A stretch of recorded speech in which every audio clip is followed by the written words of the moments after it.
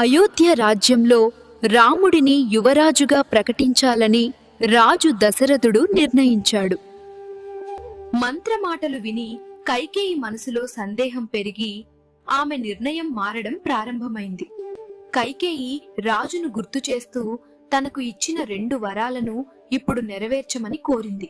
కైకేయి మాటలు విని రాజు దశరథుడు తీవ్రంగా బాధపడి ఏం చేయాలో తెలియక విలపించాడు. తండ్రి మాటను గౌరవిస్తూ రాముడు ప్రశాంతంగా నిలబడ్డాడు. రాజ్యాన్ని వదిలి అడవికి వెళ్లేందుకు ధైర్యంగా తన నిర్ణయం చెప్పాడు. రాముడు అడవికి వెళ్తే సీత కూడా వెంటనే వెళ్లాలని నిర్ణయించింది. సుఖం కష్టాల్లో కలిసి ఉండటం తన ధర్మమని ఆమె చెప్పింది. అన్నయ్య రాముడి వెంట లక్ష్మణుడు కూడా వెళ్లాలని నిర్ణయించాడు. అడవిలో ఆయనకు సేవ చేయడం తన కర్తవ్యమని భావించాడు. ప్రియమైన రాముడిని చూసి అయోధ్య ప్రజలు కన్నీళ్లు పెట్టుకున్నారు. అడవికి వెళ్తున్న ఆయనకు హృదయపూర్వకంగా వీడ్కోలు చెప్పారు. గంగా నది తీరంలో గుహుడు రాముడిని కలిశాడు. భక్తితో ఆయనకు నమస్కరించి తన సహాయం అందించాలని కోరాడు. రాముడి వియోగంతో దశరథ మహారాజు హృదయం విరిగిపోయింది.